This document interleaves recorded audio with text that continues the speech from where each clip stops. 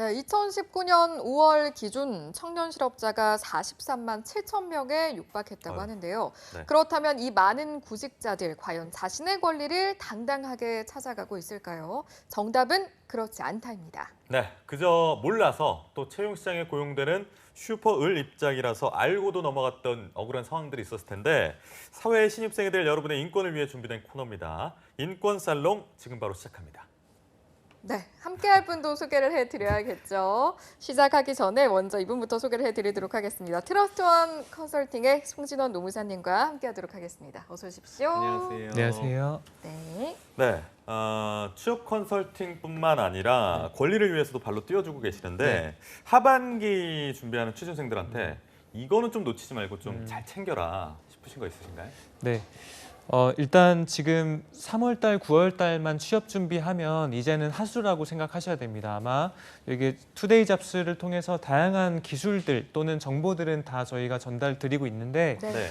지금 보시다시피 여러분들께서 그 3월하고 9월 외에도 상당하게 많은 좋은 기업들이 계속 공고가 나오고 있으니까 여러분들이 수시로 계속 취업 준비를 해야 되고 오히려 3월, 9월이 정말 경쟁률이 높아요. 그래서 예. 여러분들이 취업을 함에 있어서도 니치마켓을 잘 찾고 지원을 해야 된다. 그래서 최근에도 지금 이제 3M이 마케팅 받고 있고요. 또 존슨앤존슨도 마케팅하고 외국 있고 쪽으로. 외국계들도 그렇고 네. 셀트리온 또는 기아차 다 지금 채용을 좋은 진행하고 있는 기업들이네요. 곳이 있으니까 네, 셀트리온은 며칠 전에 끝났어요. 그래서 그런 식으로 어쨌든 9월 네. 전에도 이미 좋은 기업들이 많이 있으니까 계속 상시적으로 여러분들이 취업 준비하는 것이 중요하겠다라고 말씀드리고 싶습니다. 알겠습니다.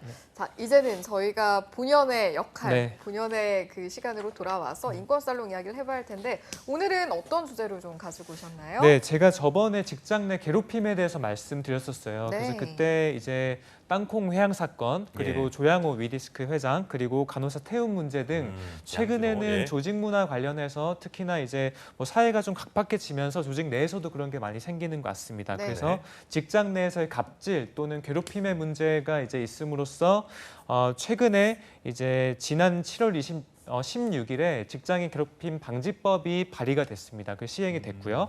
예, 그래서 그에 대해서 2탄으로 조금 세부적인 사항과 또 우리 실사례 기반으로 어떤 것들이 있는지 말씀드리고자 합니다. 네, 오늘 직장 내 괴롭힘 두 번째 시간 만나볼 텐데 첫 번째 시간에서 워낙 개념 정리 잘 해주셨지만 네. 오늘 처음 시청하시는 분들을 위해서 좀 다시 한번 짚어주시죠. 네, 직장 내 괴롭힘이 정의가 조금 어렵기 때문에 제가 사례도 같이 말씀드릴게요. 예. 정의부터 말씀드리면 직장 내 괴롭힘이란 것은 첫 번째, 직장에서 지위 또는 관계의 우위를 이용해서 업무상 적정 범위를 넘어서 나에게 신체적 또는 정신적인 고통을 주거나 내 업무 환경에 저하를 이루는 행위라고 규정을 하고 있습니다. 네. 그래서 이 직장에서 지위라고 하면 나보다 높은 이제 직급에 있는 분도 해당되지만 관계라고 한다면요, 여러분들이 남녀 관계 또는 성별 또는 근속연수, 학벌 이런 걸로 사회적 관계상에서 여러분들이 만약에 피해를 받았다고 하면 그것도 역시나 직장 내 괴롭힘에 해당할 수 있겠습니다. 또 장소는 굳이 회사 내부가 아니더라도 일요일에 수시로 카톡을 한다든지 이런 것들도 직장 내 괴롭힘으로 볼 수 있기 때문에 혹시나 여러분들이 상사분들 또는 이 영상을 보고 있는 이제 여러분이 상사라고 하더라면 꼭 그런 것들은 이제 시기 또는 장소에 관계없이 한다라는 거 꼭 알고 계시면 좋겠습니다. 알겠습니다. 이렇게 정의까지 한번 다시 짚어봤는데 사실은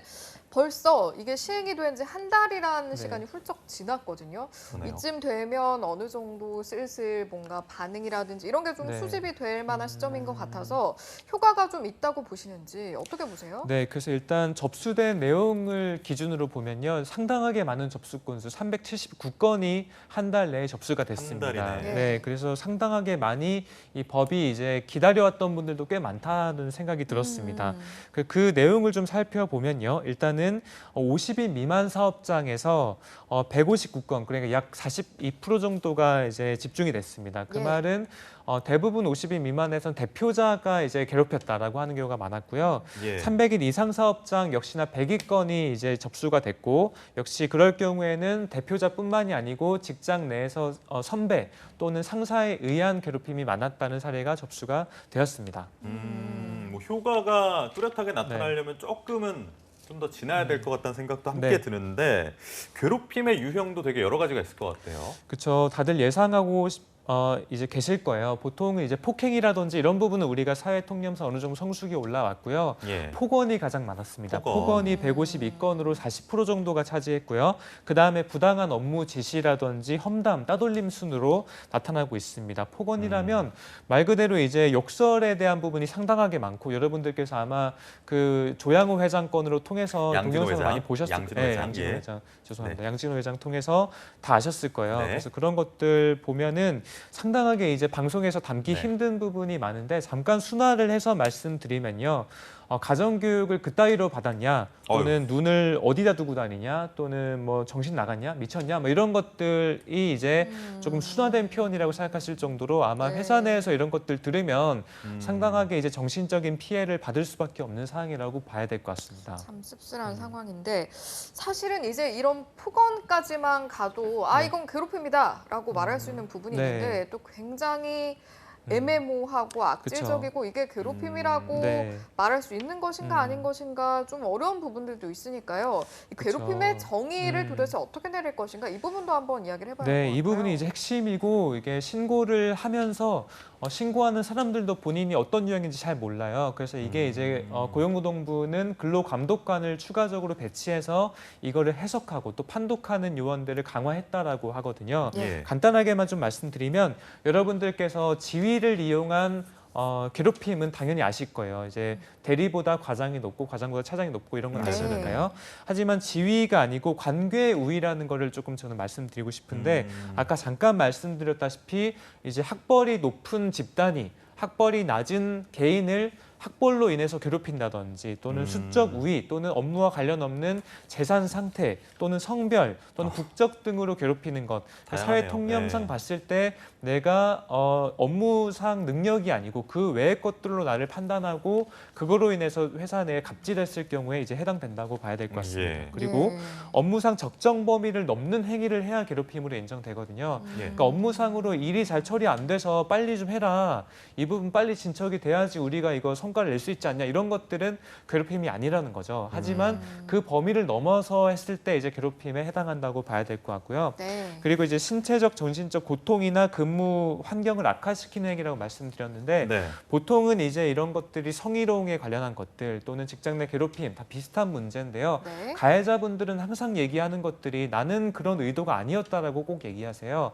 성희롱도 마찬가지 이런 부분도 다 가해자의 의도와는 상관없이 피해자가 그렇게 느꼈으면 이게 처벌에 상당한 수준으로 반영이 되기 때문에 가해자가 어떤 마음으로 했는지는 전혀 요소에 이제 영향 미치지 않는다라고 봐야 될 것 같습니다.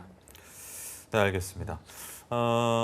제가 한 가지 또 의문이 드는 게 뭐냐면 직장 내 괴롭힘에 대한 1차 신고처가 회사다라고 지난 시간에 말씀하셨는데 네, 맞습니다. 노동부로 바로 신고를 할 수는 없나요? 일단 노동부 1차 신고처는 법에서 정해진 거는 회사에 하게끔 돼 있습니다. 법에 하지만 정해진 건, 예. 아까 전에 이제 법도 보완이 필요한 것 같아요. 아까 전에 봤을 때 50인 미만인 경우에는 대표자가 많이 한다고 했잖아요. 그러니까요. 괴롭힘을. 예. 그럼 대표자가 했는데 대표자한테 신고한다 말이 좀 안 되죠. 정치적 네, 그래서 좋습니다. 그럴 예. 경우에는 부차적으로 고용노동부에 신고를 하게 되면 네. 고용노동부에서 바로 직접적으로 개입을 하게 되는 건이 있습니다. 네. 그래서 이럴 경우에는 조사위원회가 이제 꾸려지기도 하는데요. 아무래도 50인 미만 10인 정도 되는 곳에서는 조사위원회라고 할 것들이 없겠죠. 네. 그래서 그렇겠네요. 고용노동은 바로 이제 직접적으로 들어가서 이제 실제 내부 규정이 어떠한지 어떤 괴롭힘이 있었는지를 체계적으로 분석을 하게 되고요. 예. 현재는 이게 유형별로 좀 고용노동부도 역시나 케이스를 좀 받아야 되는 사건 사항이 있어서 바로 처벌을 하지 않고요. 물론 처분은 유효하지만 바로 처벌로 벌금형을 내리거나 하진 않고 현재는 근로감독 대상에 올려서 실질적으로 계속 권리 감독을 하거나 또는 네. 판단 전문위원회에서 이 기업은 소위 이제 블랙리스트로 해놓고 계속적으로 이제 관리 감독하는 것으로 이제 진행하고 있다고 알 수 있습니다. 알겠습니다. 굉장히 상세하게 설명을 해주셔서 그래도 이제 뭐 앞선 시점보다 훨씬 더 이해가 되긴 네. 하는데 이게 아무래도 이게 쉽지가 않은 것 같아요. 그쵸. 어떤 게 괴롭힘이냐, 네. 어떤 걸 좀 신고할 수 있는 영역이냐 이걸 판단하는 게 쉽지가 않은 것 같아서 여기에 대해서 좀 저희를 좀 더 도와주실 수 있는 그런 계기가 있을까요? 그래서 아마 제가 그래서 지금 나머지 저희가 방송에서는 실사례를 들어주고 두 분께서 아마 좀 맞춰봐 주시면 너무 아마 좋아요. 제가 팻말을 드렸어요. 퀴즈요. 그래서 네네네. 네. 좋습니다. 팻말을 제가 그 상황에 대해서 설명해 주신 다음에 OX를 맞춰 주시면 제가 그거에 대해서 네. 어떤 게 해당하는지 아니면 어떤 사례에 해당 안 하는지 좀 말씀드리면 좋을 것 알겠습니다. 같습니다. 벌칙은 네. 없죠? 못 맞추면. 네, 벌칙은 따로 예, 준비 안 했는데 다행이네요. 다음번에도 못 다행이네요. 맞추시면 네. 벌칙 알겠습니다. 준비하도록 그럼 하겠습니다. 편하게 풀어보도록 네. 하겠습니다. 네. 자, 첫 번째 사례 한번 만나볼까요? 네, 첫 번째 사례는 육아휴직을 마친 뒤에 금융기관에 복직한 A씨가 있습니다. 휴직 전에 창구에서는 수신 업무를 했었는데 돌아와 보니까 창구 안내와 보조 업무가 주로 주어졌습니다. 그래서 A씨를 빼고 나머지 직원들만 모여서 회의를 열기도 했는데요. 알고 보니까 이 회사의 전무 B씨의 개인적인 지시사항이었습니다. 복직한 A씨는 얼마 후에 우울증을 앓다가 퇴사를 하기로 결심했고 신고를 했습니다. A씨가 겪은 일은 직장 내 괴롭힘에 해당하는지에 대해서 두 분께서 OX를 해주시면 좋을 것 같습니다. 노무사님께서 친절하게 좀 읽어주셨는데 네. 제 의견은 관련 없는 업무로 일단 소위 말해서 뭐 업무엔 경중이 없겠습니다만 뭐 이분이 느끼시기엔 좌천이라고 생각하실 수도 있을 것 같고 회의에 일단 배제를 했다는 것 자체가 네. 좀 괴롭힘에 속하지 않을까라는 생각이 듭니다. 네, 그래서 오입니까? 5시고요. 네, 저는 5 드리겠습니다. 사용을 해주십시오.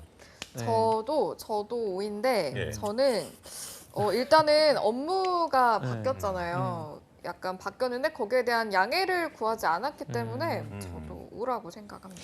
네, 그래서 이 부분은 사실은 상당한 큰 문제라고 볼 수 있습니다. 예. 왜냐하면 육아휴직이 껴있기 때문이에요. 음. 육아휴직에 대해서 남녀고용평등법에 의하면 육아휴직을 마친 뒤에는 그 복직을 정상적인 범위 안에서 해야 된다고 돼 있어서 이미 법 위반적인 사항이고요. 예. 그리고 지금은 보면 뭐 창구 안내와 보조 업무는 어찌어찌 하다 보면 설명을 잘하면 좋을 것 같긴 한데 예. 지금 한 사람만 빼고 직원들끼리만 회의를 하는 이런 것들은 집단 따돌림에 해당한다고 볼 수 있습니다. 네. 그래서 이 부분은 직장 내 괴롭힘에 해당한다고 볼 수 있고요. 그래서 이 경우에는 신고하시면 이제 그 회사의 전무 B는 처벌받을 가능성이 상당하게 크다고 볼 수 있겠습니다. 네. 네. 그래서 다음 알겠습니다. 사례도 제가 한번 살펴보도록 하겠습니다. 예. 네, 다음 사례는 저번에 다뤘던 건데 워낙 또 많이 발생하는 예. 건이라 다시 한번 좀 네. 말씀드리면 좋을 것 같고요. 후배 이제 보통 술자리가 많잖아요. 예, 근데 예. 술을 너무 좋아하는 상사가 보통 있을 거예요. 근데 후배들은 술을 안 좋아하는 사람도 있을 것이고 저는 술을 뭐 평균보다 좀 잘 못 마시는데 저 같은 경우 상당히 좀 괴롭힐 수 있는 상사일 것 같아요. 그 상사가 후배한테 술자리 빨리 마련해라. 한 이틀에 한 번 마련해야지. 너 안 그러면 인사상 불이익 너 D 줄 거야. 아이고. 너 일 잘하는 거 상관없어. 이런 것들이 너 연봉 성과급 다 포함돼 있는 다 거야. 맥주 마시고 싶단 말이야. 네, 그래서, 너 그럼 빨리 지금 이틀에 한 번씩 무조건 빨리 술자리 마련해라 너. 이런 식으로 해서 인사상 불이익을 주겠다고 하는 경우 이 경우에는 해당할지 두 분 혹시 어떠신가요? 이건 뭐 사실은 인사상 그것도, 불이익이라는 표현이 네. 딱 있으니까 당연히 저는 괴롭힘 같은데요. 괴롭힘. 저도 5가 아닐까라는 생각이. 네, 그 정말 이 부분은 맞습니다. 왜냐하면 술자리가 회사 내에서 필요할 수도 있어요. 하지만 너무 과도하게 이거를 인사랑 엮어서 너 술자리를 안 하면 업무를 아무리 잘해도 인사상 불이익을 줄 거라고 하는 것은 분명히 이 부분은 직장 내 괴롭힘에 해당한다고 볼 수 있고 그 네. 근거로는 사회 통념상 그러니까 업무에 넘어서는 범위이기 때문에 해당한다고 예. 볼 수 있겠습니다. 알겠습니다. 네, 그래서 자, 그럼 네, 괴롭힘이었던 것이고. 네, 그렇죠? 괴롭힘입니다. 네, 맞습니다. 알겠습니다. 네. 그럼 다음 사례도 살펴봐야 할 텐데 이번 사연도 진원 쌤이 소개를 네, 해주시나요? 세 번째 사례는 일단 승진을 위해서 그 개인 이제 후임은 근무 평가에서 A 등급이 필수적으로 필요했습니다. 그래서 예. 그걸 받아야지 대리급으로 올라가야 되는 상황이었는데 상사가 B 등급을 줘버렸어요. 아이고. 그래서 승진해서 미끄러졌습니다. 그래서 이 경우 때문에 이제 신고한 거예요. 나는 열심히 했는데 왜 A를 안 주고 B를 주냐? 이 경우는 괴롭힘에 해당할까요? 어떠신가요? 이건 약간 네. 이렇게 가야 되는 거 아닐까요? 어려운 상황이에요. 그렇죠? 왜냐면 네. 정확히 그러니까 본인은 열심히 했는데 어느 정도의 그 과정과 성과였는지를 네. 알 수가 없기 때문에 그걸 판단을 해보고 음, 만약에 이제 그 안에서 뭐 부조리한 게 있었다면 O일 것이고 그렇죠. 알고 보니 정말 정당한 절차에 의해서 그렇게 이루어졌다 하면 X겠죠? 네, 저는 그렇게 X. 생각합니다. X. 왜냐하면 네. 근무 평정 같은 경우는 상사의 고유 권한 아닌가요?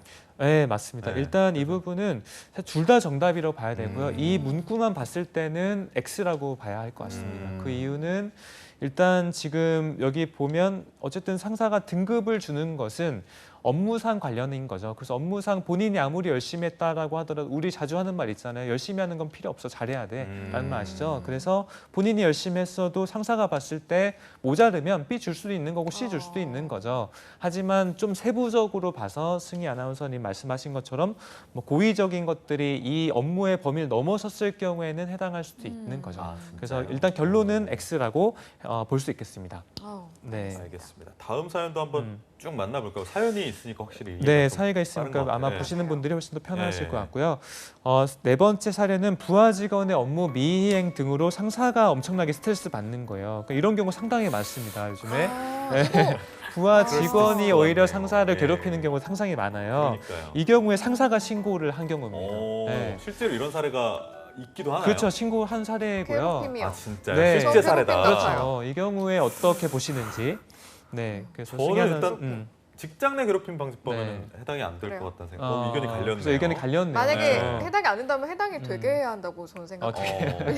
너무 맞아요. 상사들도 힘들 예. 수 있잖아요. 네. 그렇죠. 그래서 이거를 말씀드리면요. 일단 정답부터 말씀드리면 정답은 이제 그 X라고 봐야 합니다. 일단은. 그래요. 네. 왜냐하면 근로기준법은 그래요. 기본적으로 이제 그 수직적인 관계상에서의 불이익을 방지하는 차원입니다. 그래서 근로기준법에 또는 노동법의 고려 대상은 일단 상사 또는 위의 부하가 아닌 상사에 의한 부하 직원의 괴롭힘과 부당함을 예. 하는 법이에요. 아니 그럼 우리 상사분들의 네. 상사분들의 애환과 괴롭힘을 그렇죠. 어떻게 근데 이제 되나요? 이런 네. 상황이 있겠죠. 예. 부하 직원이 그냥 업무 미이행이 아니고 봤더니 부하 직원이 전문가일 수 있잖아요. 부하 직원이 맡은 프로젝트 분야가 매니저다. 그렇죠. 연구개발 한마디로 같은 경우는 TF의 어떤 장이거나 그렇죠. 그랬을 때는 네. 그러니까 네, 업무상으로 해당이 된다는 봤을 때 부하 직원의 업무가 상사에게 큰 영향을 미치거나 부하 직원이 봤더니 상사보다 학벌이 엄청 좋은데 학벌 좋은 사람들하고 연대해가지고 이 상사를 소위 막 괴롭히려고 하는 의도적인 수열회 경우, 뭐 이런 거 네, 하고. 뭐 이런 네. 것들은 아까 말씀드린 관계의 우위, 그러니까 지위의 우위가 아닌 관계의 우위에 해당할 경우에는 이제 위법할 수도 있겠죠. 하지만 기본적으로 사실 이 부분은 좀 리더십에 관련한 부분으로 볼 수 있어서 상사가 좀 조율해야 되는 부분으로 볼 수도 있다고 이제 볼 부분이 네, 많습니다. 관계에 의한 것이면은 이제 네. 괴롭힘일 수 있는데 그쵸. 업무의 미이익만 네. 놓고 봤을 때는 상사가 가지고 있는 기본적인 권한이 있기 때문에 그렇죠. 이때는 괴롭힘이라고 네. 하기가 좀 어렵다 이런 네, 말씀이시네요. 맞습니다. 근무평점 D 알겠습니다. 줘야죠 이런 거는.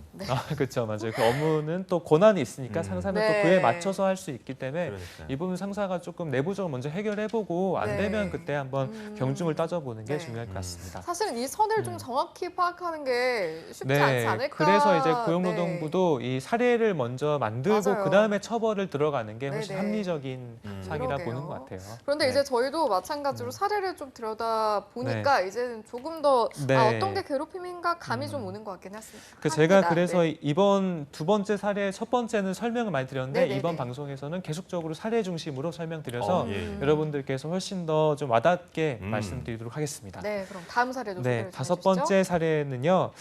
법 시행 이전에 나는 2년 전에 난 잘 됐다 이번 법. 난 2년 전에 갑질당했던 적이 있는데 나 이거 신고할 거야. 이런 경우 있겠죠. 그래서 괴롭힘도 소급 적용이 되나요? 이런 이제 질문이 있습니다. 그 두 분은 어떠실까요? 이것은 이것 좀 네. 그러니까 마음 같아서는 오라고 말씀을 드리고 네. 싶은데 네. 이게 법이란 것이 또 네. 규정하는 것들은 또 그쵸. 명확해야 하기 때문에 네, 그래서 이런 저도 경우 X. X 두 분 다 이제 X. 그 정답은 X가 맞습니다. 그래요. 그 이유는요, 여러분들이 뭐 시행 나는 7월 16일에 시행됐잖아요. 그러면은 7월 14일에 나 괴롭힘 받았는데 신고할 수 있겠냐라고 하는 건 신고가 안 됩니다. 왜냐하면 진짜요? 일단은 노동법은 3년 시효가 맞아요. 그래서 임금이라든지 퇴직금 이런 것들은 3년 내에만 신고하면 되는데 이 직장인 괴롭힘 방지법은 예전에 무심코 했던 말들 신고하거나 이런 이제 사례가 많을 수 있기 때문에 일단은 사태를 방지하기 위해서 괴롭힘 방지법은 개정 근로기준법 시행일 이후의 것만 이제 받는다고 법에 명시가 돼 있습니다. 그럼 15일 날 밤 11시 반에 네, 죄송하지만 안 괴롭힌 된다고 봐야 될 것 아, 같습니다. 네. 그렇구나. 네, 알겠습니다. 16일 이후에 이제 법 시행일 무슨 일 이후에 있으셨습니까? 네, 그때 뭐 그런 건 네. 없었는데요. 네네. 아쉽네요. 알겠습니다. 네, 그래서 마지막 사례를 예. 보면서 정리해 보겠습니다. 네. 일단 한 유명 강사 밑에서 지난달 말부터 3개월간 아르바이트를 한 24살의 임모 씨가 있었습니다. 그래서 전화 응대와 스케줄 관리, 강의 계약, 검토까지 도맡았는데 급여는 단 130만 원 미만이었습니다. 임 씨는 자신의 근로계약서를 요구하자 강사의 괴롭힘이 시작됐다고 주장합니다. 주로 개인의 가정사를 말하고 다니고 치부까지 얘기하면서 신고를 왜 했냐, 넌 신고했기 때문에 벌 받아야 돼, 이런 경우로 계속 지금 보복을 하고 있다고 합니다. 이런 경우는 직장 내 괴롭힘에 해당하는지에 대해서 어떻게 생각하시나요? 야, 이거는 아, 너무하시다. 네. 이것은 그렇죠. 분명히 괴롭힘은 맞죠. 괴롭힘이 괴롭힘이긴 한데 네. 직장 내 괴롭힘 방지법에 근데 이게 직장일까요? 포함이 되나? 직장? 강사잖아요, 맞죠? 강사. 이거 음. 그 5인 이하 뭐 이렇게 네, 볼 수 있는 거 아니에요? 맞아요. 그러네요. 그래서 그러면 이 힌트는 이 네. 법의 적용 범위는 10인 이상 사업장입니다. 10인 10인 이상. 이상이에요? 그러면 그럼 이게 그러면 진짜 아니 개인적인- 다른 방식으로 그렇구나. 조금 어떻게 그렇죠. 해야겠는데요. 네, 그래서 네네. 이 사례는 이분께는 좀 죄송하지만 사실 직장 내 괴롭힘 해당하지 아유. 않는다고 봐야 합니다. 그 아우, 이유는 저런, 네. 10인 이상에 한해서만 직장 내 괴롭힘이 적용이 되기 때문이고요. 하지만 이분께서는 지금 권리구제 받을 수 있는 방법이 있어요. 네네. 지금 최저임금이 130만 원 충분히 상회하죠. 네. 이분은 최저임금을 못 받은 거예요. 그래서 이분은 그렇고. 최저임금 미달건으로 인해서 충분히 신고할 수 있기 때문에 그때 한번 법적으로 다퉈보시는 거를 추천드리겠습니다. 네. 음. 그러면 최저임금 위반에 대해서는 네. 노동청에 진정을 넣을 수 있는데 이제 막 개인적인 가정사, 치부 네. 이런 걸 이야기한 거 뭐 명예훼손 혐의로 뭐 그렇죠. 고소한다라거나 이런 건 가능할까요? 네, 맞습니다. 이 경우에는 노동법에 대한 부분이 아니고 일단 민사상으로 내 권리를 이제 침해한 거기 때문에 아까 말씀하신 내 손해배상 책임, 내 개인의 인격에 대한 인격권에 대한 손해배상을 청구하시면 그 부분으로도 역시나 민법으로 다뤄볼 수 있다고 볼 수 있겠습니다. 알겠습니다. 음. 한 그래도 저희가 사례를 지금 한 6개 정도 봤는데 쭉 보다 보니까 이해도가 굉장히 높아졌거든요. 그러니까요. 그런데 이제 이 사례에 포함되지 않은 이야기도 있을 네. 수 있으니까 이 밖에 좀 다양한 상황과 기준을 좀 언급을 해주시면 좋을 것 같습니다. 네, 그래서 고용노동부 역시나 되게 두꺼운 정도의 직장 내 괴롭힘 예방 방지 매뉴얼을 마련해놨습니다. 그래서 네. 보면은 절반 이상이 오늘 다뤘다 거랑 비슷하게 이제 사례 중심으로 설명이 그래요? 되어 있습니다. 네. 그래서 그 부분을 참고하시면 좋을 것 같고요. 일단 그 방금 저희가 얘기한 것들의 공통사는 상식입니다. 상식. 그 사회 통념상 이게 업무 범위를 넘어선 이제 괴롭힘인지는 아마 여러분들께서도 대부분 맞추셨을 거라고 확신이 들어요. 그래서 네. 이 상식을 넘어선 괴롭힘은 여러분들이 신고할 수 있는 권리가 있다. 그리고 여러분들 이 방송을 보는 분들 중에서 사업주가 보시거나 또는 여러분들이 상사에 해당할 경우에는 직장 내에서의 내가 이제 할 수 있는 권한들은 내 직장 내 내 업무 범위 한도 내에서라고 꼭 인지를 하시고 그 이상의 이제 개인사라든지 그 외적인 범위들은 여러분들이 자제를 꼭 하셔야 된다고 볼 수 있겠습니다. 알겠습니다. 정리하는 차원에서요. 마지막으로 직장 내 괴롭힘 신고는 어떻게 이루어지고 그 이후의 절차, 조사 네. 절차는 또 어떻게 이루어지는지도 예. 한번 다시 짚어보도록 하겠습니다. 네, 일단은 여러분들께서 가장 먼저 하실 수 있는 것은 회사 내에서 신고, 만약 그게 좀 불편하실 경우에는 1350, 국번 없이 1350을 누르시면 고용노동부 고객 상담센터로 직접 연결이 됩니다. 네. 하지만 제가 어저께 좀 시험 삼아 걸어봤어요. 이 방송에서 전화 그러셨어요? 드리려고. 네. 근데 전화 통화 연결이 한 20분 했는데 잘 안 돼요. 아이고. 그래서 이 부분은 아마 지금 신고가 불티 난다고 생각이 들고 네, 그 네. 경우에 이제 분명히 고용노동부는 추가적인 상담원 배치가 필요할 것이라고 생각이 듭니다. 그래서 전화하시면 분명 그 상담사분들이 근로감독관이 배치를 시켜줄 거예요. 네, 네. 예. 근로감독관에게 전화를 걸거나 이제 이제 만나서 근로감독관에게 여러분들이 어떤 것들로 내가 피해를 받았는지를 하면 근로감독관이 1차적으로 서베이를 하고 그다음에 이거 바탕으로 사업주에게 실제 연락을 하거나 아니면 소환을 해서 3자 대면을 하게 되는 경우를 통해 이제 처벌 또는 징계 합의 또는 분리 등이 이루어진다고 볼 수 있겠습니다. 알겠습니다. 이렇게 자세한 절차까지 들어봤고요. 오늘은 직장 내 괴롭힘 방지법에 대해서 두 번째 시간을 가져봤는데요. 마지막으로 관련해서 촌철살인 한마디 진원쌤의 마무리 발언까지 듣고 저희가 또 네. 마무리를 하도록 하겠습니다. 그래서 저는 이 처벌의 수위가 높지 않다고 봅니다. 하지만 맞는 방향이라고 보는 게요. 이 직장인 괴롭힘 방지법은 그 목적이 처벌이 아닙니다. 개선입니다. 그래서 이 직장 이제 저희 영상을 보는 분들 중에 구직자분들도 많이 있고 인사 담당자들도 보고서 계속 제도 개선을 해나가는 걸로 알고 있습니다. 네네. 그래서 이 보는 분들은 무조건 조직 문화 개선에 대해서 먼저 신경을 쓰시고 처벌에 대한 것들도 같이 개선해야 되지만 역시나 조직 문화 개선을 통해서 처벌이 능사만은 아니라는 고용노동부의 지침을 여러분들이 실제 실행해 나가면 좋을 것 같습니다. 네. 네, 알겠습니다. 오늘도 취준생의 인권을 지키고 알 권리를 전해준 인권 살롱 시간 함께해 주신 트러스트원의 송진원 노무사님과는 여기서 인사하도록 하겠습니다. 고맙습니다. 고맙습니다.